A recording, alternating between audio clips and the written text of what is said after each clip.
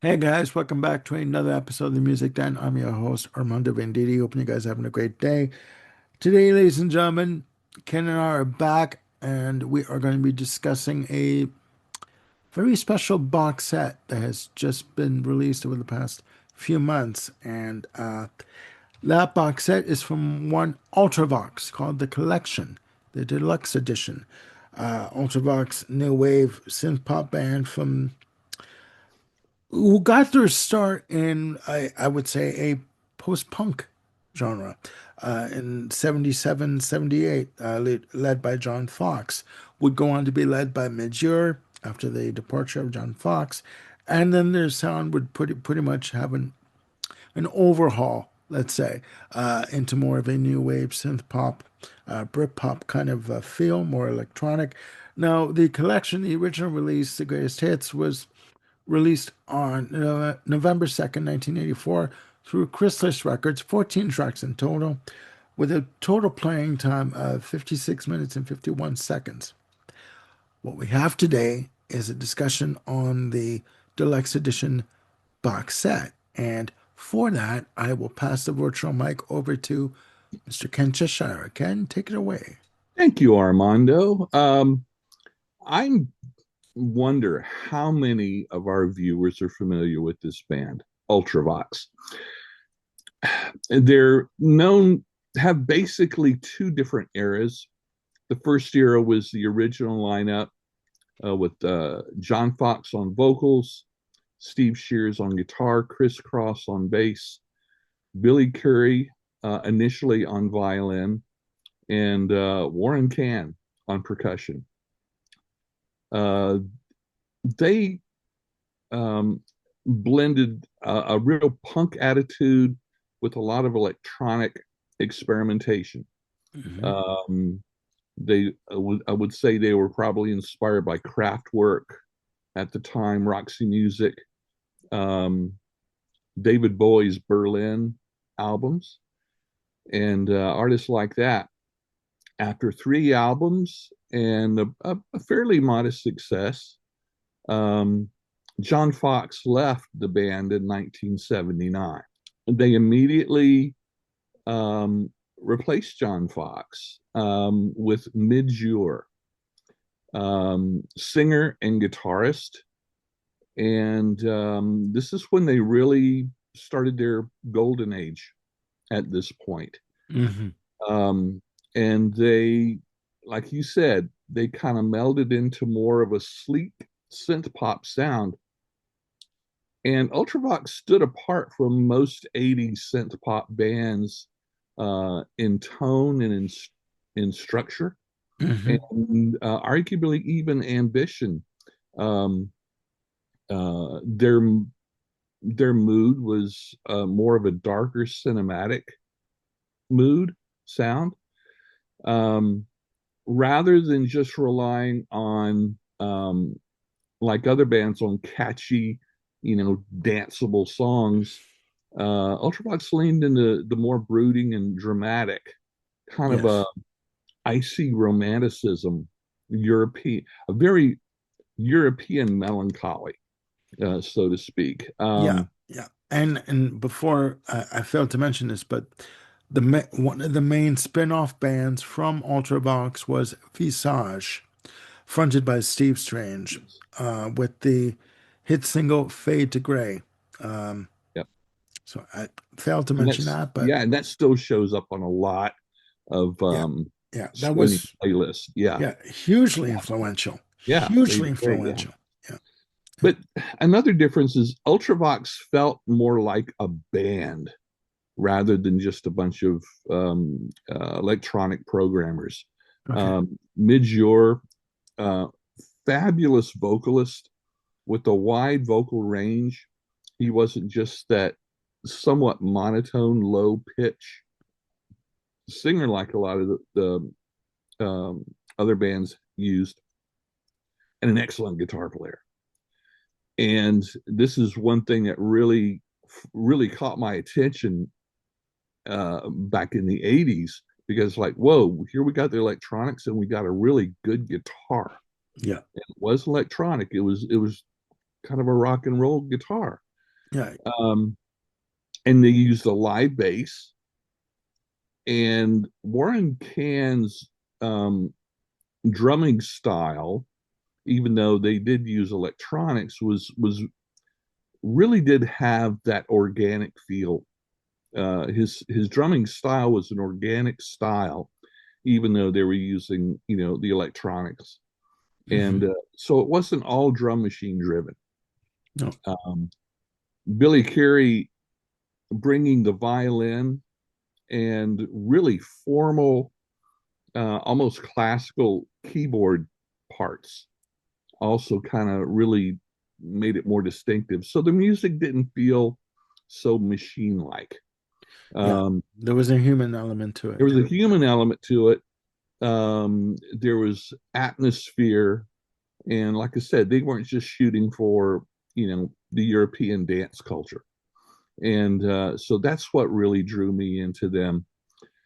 Uh, During this time, after Midge joined the band, they released 5 albums in 4 years: Vienna, Rage in Eden, Quartet, and Lament.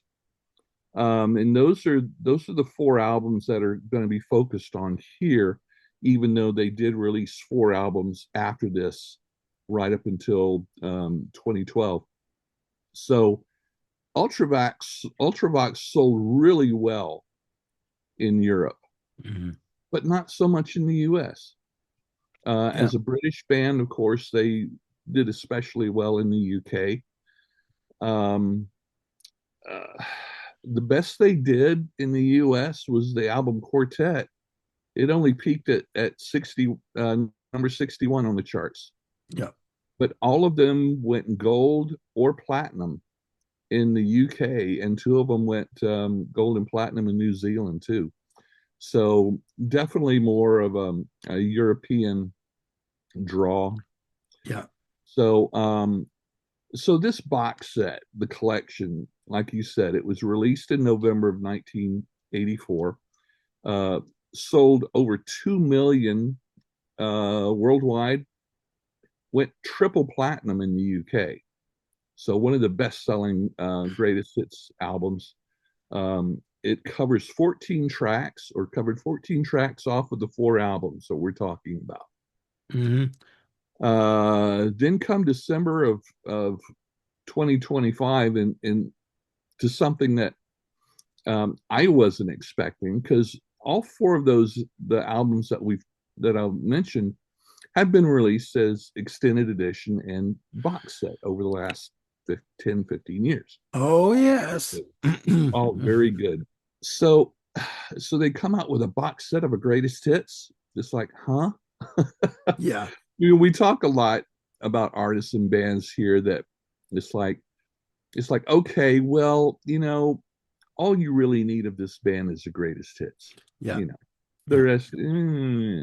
Um, and I never bought the album, this greatest hits, called The Collection, when it came out, because I had all the albums. So what was the point? Um, but anyway, and I initially kind of poo-pooed the idea of buying this. Um, but He it's like, obviously caved, ladies and gentlemen. yes, I know. So this is, but okay. First of all, even now, um, 3 months later, it's still very affordable. I think on Amazon, the the CD DVD version that we're going Yeah. only runs $60. In Canada, it's 102. Okay, Yeah. I'm For not sure the how the exchange rate works there, but there you go. It yeah. includes a remastered original disc, which was those 14 tracks. CD one. Yeah. CD1, CD2. It's called the Collection 2. 14 more tracks, which are singles, remixes, and unreleased tracks from 86 to 2004. The Hmm. 2004 being new mixes or new remixes by Midge himself, Stephen Wilson, which some of our viewers may recognize from previous videos here, and a couple of other great producers too. Um, there's a disc of B-sides, most of which have never been released before on other than the original singles. Yeah. So you got four CDs, and then you got two Blu-rays. The two Blu-rays combined cover 4 hours of live videos, promotional videos Hmm. from concerts, um, uh, the their performances on Top of the Pops, Old Grey Whistle Test, and several other British and European programs. Hmm. And so it's just chock full of nuts. Uh, Yeah. you know, Okay. probably they're so in some ways you're going to get a fair amount of duplication because in the 80s, one of the best things about music in the 80s were alternate mixes, alternate takes, remixes, because the average song length for most of these songs was around 4 minutes, 4:15, maybe 4:30. Yeah. Yeah. Yeah. So the remixes will pump this up to 6 minutes, and some of these are 8 and 10 minutes long, which Yeah. um, which is really nice because these are really good remixes. A lot of Yeah. times remixes are just like they're just padded, but these are really quite good. I really love them. I was just going to quickly say, looking at the Blu-ray information here, what's available on Blu-ray 2 under the listing of additional, or no, uh, Blu-ray 1, sorry, under additional videos, you have extended special remix part 1 and 2, Yeah, each clocking in at over 27 minutes 55 seconds for part 1 and 28 minutes and 30 seconds for part 2. So basically what you have, ladies and gentlemen, is a medley, an extended medley of yeah, parts 1 and 2 of all their hits put together. So yeah, I'm just noticing this now. It's wonderful. I have it. A big yeah, surprise. yeah. I do have this, by the way, and not having really any of the albums except for I started to buy the box set. I bought the box set of Lament last year. Uh, so Folks, I'm laughing at Armando. I recommended this box set to him. The album, and he'll probably throw the cover up there, but it's an all black cover. Well, the box set comes in, the 12 by 12. yeah, Everything is black. yeah, So you have to kind of turn it and to get the see light what it and is. focus to Yeah, be able to read anything, even on yeah, the CDs. yeah. It's like, what the, but I tell you what, you know, they had a concept and they took it to the ninth degree. Well, just a quick note about the Vienna box set. What's included, Stephen Wilson has done the remixes for the Vienna Lament box set, but what's included on the box set is a Stephen Wilson remix of the entire album. So his re-envisioning of what what Lament could be or what Sure, is in his mind. sure. So, and you can also get the Stephen Wilson remix of the album on a double disc version on Amazon. I almost bought it. I still might at 27.99. But Yeah.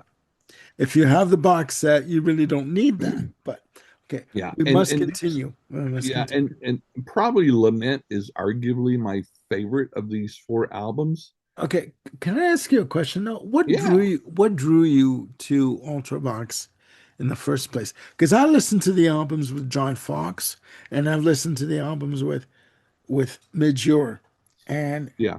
a complete Yeah. reimagining of the band, Yeah. a complete overhaul Well, compare, you know. uh in in the early 80s, I didn't even recognize the name Ultravox. Um, so I was unfamiliar with the Fox years for a long time. I think I think what got me was when I heard "Dancing with Tears in My Eyes," I believe was the Yeah, track yeah, from Lament, because that was arguably their most commercially successful single. yeah. And like I said, the guitar work, it didn't, even with all the electronics, it didn't feel robotic. It didn't feel as formulaic. And so um, back in those days, it was fairly safe if you heard a track off of an album, just one track, that if you bought the album, chances are you were going to like the entire album. Um, we took chances back then because we couldn't download anything. And We actually went to a store that's, and whoa, and had to took leave the money house. and took money out of our wallets, and we did a bartering system. We exchanged money for product and I took it know. home. Like, So, what kind of alien concept? Yeah, we'd have to put on yeah. pants and leave the house. But so yeah, Size that was, large. and that was it. Size And large. I just really fell in love with that album. Yeah. And Yeah. so therefore I do what I always do. I'll go back and check out um the the album before that. Yeah. I'll go backwards Yeah. chronologically. Yeah. So anyway, but that's what it was. But gosh, um, I think if probably anybody has seen anything on YouTube, um, probably they're going to see Vienna, the song Vienna Vienna. from Yeah. 1980. Yeah. That was, the video um, is a classic. I don't remember seeing it on YouTube, but like I say, they weren't big in the U.S. So, but it was very very atmospheric. It Yeah. was very moody. It's just a whole different feeling, um, and a good example of a fantastic concept video. Yeah. And Um, and if I can just uh put something in here. Vienna as a track is very brooding, very moody, very atmospheric. But what makes it too is that Midgeor's voice cuts through all of that. He has a quality to his voice that is just so soaring and yeah, searing and just absolutely. huge. I mean, it's just like he sticks out it, puts his head up, sticks his chest out, and just sings a bravado lyric in a tone that is just like I'm here, kind of. Yeah. Yeah, So he's yeah, got that and it's quality. Yeah, yeah, he's got an incredible range. yeah, He sings with such passion. yeah. He does. And for me, this was different from most electronic bands, at the time. So that, and like I said, Dancing with Tears on My Eyes, his voice, the guitar, his guitar work, Yeah, just stood out to me. And it's like, wow, I like where this is going. Where other electronic bands, I won't mention by name, just felt kind of sterile to me. And so that's what got me into it. yeah. Um, I was just gonna say what I like you. I remember the video for Dancing with Tears in My Eyes. It was played in Canada quite a bit. It's considered okay, Ultravox's biggest hit yeah, for a good reason. The video itself, the song talks about the end of the world, uh, uh, yeah, being bombed, like having the enemy basically dropping the bomb on the Western world, as it were, and this individual traveling home for the last time to be with his family before the bomb hits. And what is so haunting is the end of the video shows home movies of the family, and as the song plays out, the film gets destroyed. yeah, So the song cuts out as the video gets destroyed, gets wasted away kind of thing. And it is just so haunting and so disturbing. Yeah. Yeah. One of the great things about Ultravox is the band has more or less, from this point on, stayed the same. Yeah. And uh, and plus, um, um, Billy Currie specifically, like I say, he started off in the original John Fox primarily just playing violin. Well, you know, violin, and electronica, it seems like a strange combination. Yeah. Yeah. But he was, I believe he was classically trained because eventually he would swap between violin and keyboards. So, Yeah. they would have at least two. And actually, um, um, Midge wasn't too shabby on keyboards either. Yeah. And So they all could do this. Midge was already experimenting with electronics and synthesizers and stuff like that. So they all have their pedigree as far as the instruments that they're playing. But the violin and Midge's guitar work, all of that brings just so much melodic richness to these songs. yeah. Yeah. And on just on a side note, um, after the initial 5 years, they took a long break. Each went on and did their own projects. Midge has released, I think, 8 solo albums. Yeah. Um, they're fantastic on their own. The Yeah. first one is very much in the Ultravox flavor, but then as he releases each album after that, um, uh, he gets more into the more organic and regular instruments, especially bringing in Celtic instruments Yeah. and flavors, which he Hmm. does on some of the Ultravox stuff too. Yeah. So there is, the song "All Fall Down," just unbelievable. You've got the penny whistles and stuff like that, and Yeah. actual drums. Um, so they progress. They don't just establish and stay in the same vein. So you Yeah. got 4 albums here that are just they just seem to fit this mode, yet they are all very distinct. So we've got a greatest hits um, box set. I mean, even we could even just be talking about the original greatest hits, the original Mhm. 14 tracks. But this box set just brings a plethora of content that a lot of Yeah. other box sets just don't bring. Yeah. Um, Yeah. and part of that is because this is the 80s.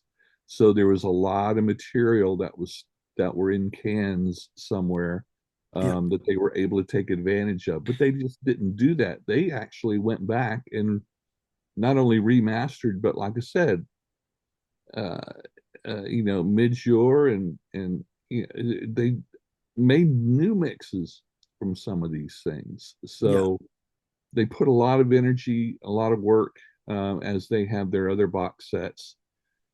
And I would recommend anyone, if just go online and listen to just the original Yeah. album, Ultravox, the collection.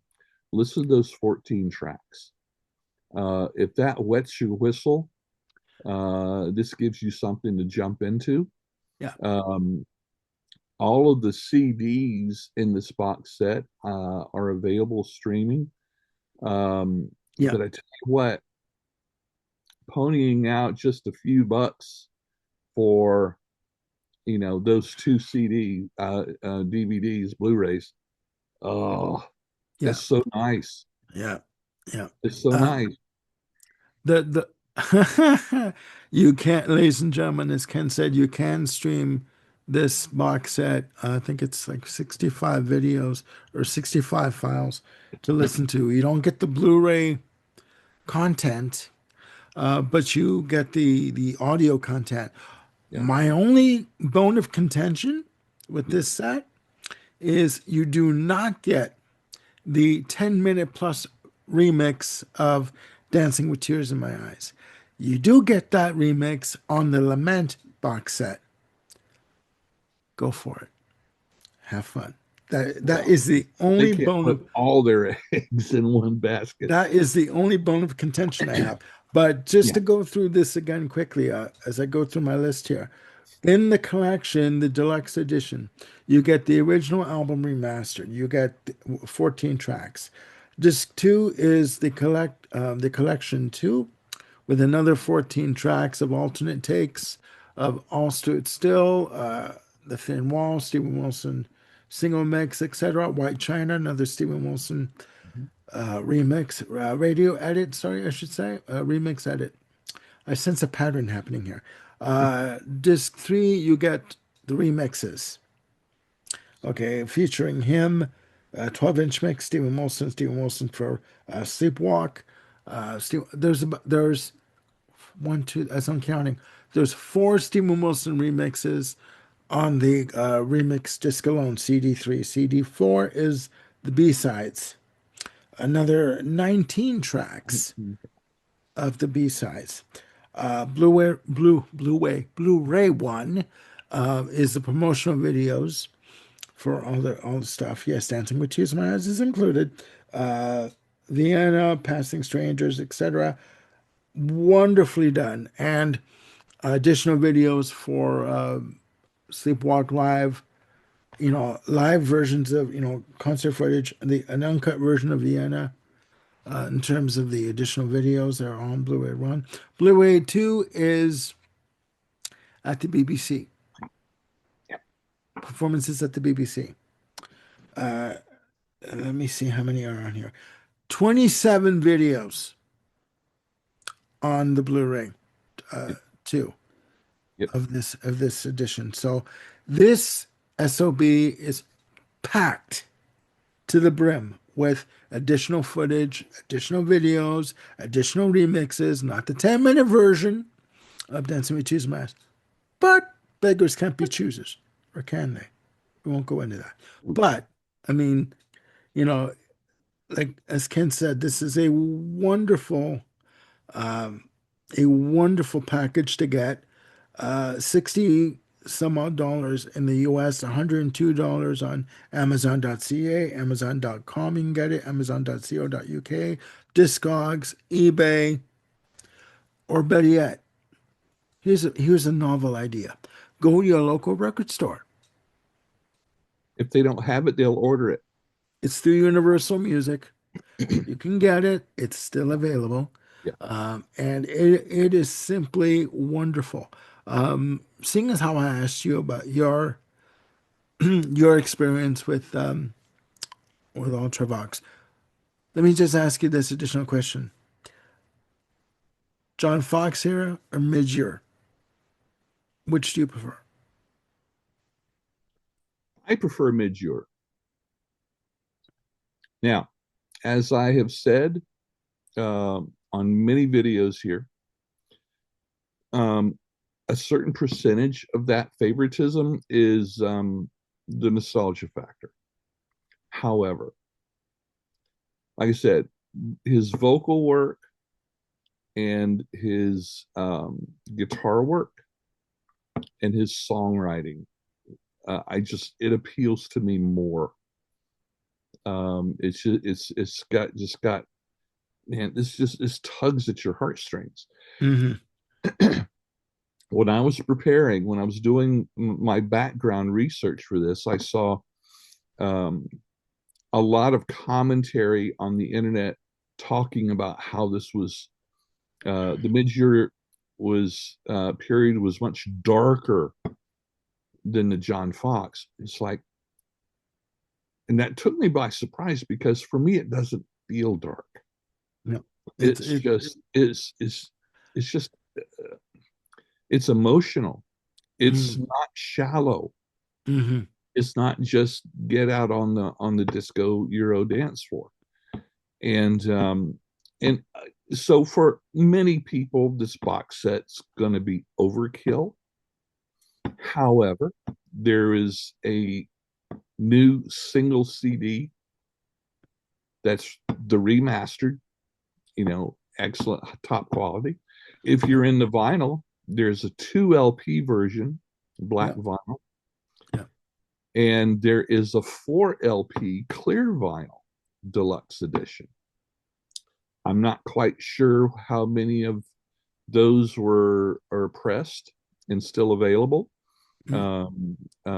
But if that's your jam, I would check it out for sure. Um, but for for a Ultravox fan, if you don't think you need a greatest hits collection, this box set is going to challenge that opinion. Yeah. Um, I I can't think of any other uh, greatest hits box set that I bought. Compilations, yes, Yeah. but this is not that. This focuses around that original disc. Yeah. And there's a couple of things that we forgot to mention. Or I did. The box set, the greatest hits, the no, the collection does feature at the time did feature one new song, "Love's Great Adventure." Uh, clocking in at a whopping 3 minutes and 6 seconds. But yeah, that was the lead off single for this for the collection, as a promotion. But yeah, I mean, and another thing that people may not know, while Midger was in the studio when he first joined Ultravox, one night he gets a call from Phil Lynott, Thin Lizzy, and says Gary Moore has officially left the band. Again, we need you. What do you mean? We need you to play with us. When? Tomorrow. Okay. In Atlanta. What? So he was whisked away on the red eye. The story goes he left the studio after recording with I think it was Visage because they were working on Fade to Right. Gray at the time. So he goes home. He finds tickets waiting for him at home to go to the airport and a cassette tape of all the songs that he has to learn lead guitar for the songs, so for the set. So on the way to Atlanta, he had to learn the entire set overnight on the red eye. Okay, and he made was up on stage with the band the next night. Did the tour, comes back. It was a tour of America. Then he comes back and goes back to Ultravox. Yeah, hello. Yeah, Like, yeah. He is a very um, underappreciated guitar player he is. for He sure. is. He is. He Because is. Lineout would not have just called just anybody, to No, come, especially overnight. no. I mean, for Phil Lynott to call you and say, "We need you now. Get on the plane. Your tickets are ready. Come." What? So, yeah, that's a little factoid about Midge. Yeah. Yeah, it's unfortunate that we never got a Thin Lizzy album with him on it. Yeah. Yeah. But he does have writing credit for I think 1 or 2 songs off their next studio album. But And that's fine. That's there's some fine. he Midjor on YouTube. You can find interviews where he talks about that Yeah. and other things. He Yeah. really does seem like a guy that you just love to just sit down and have a Guinness with. Um, and just a really nice guy.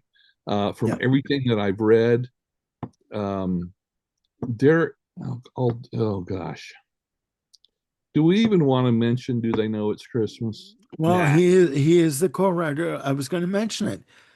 Major is just another factoid for those of you, a few of you who don't know. Major is a co-writer of "Do They Know It's Christmas" with Bob Geldof. A fact that maybe some people don't know, but that is the truth.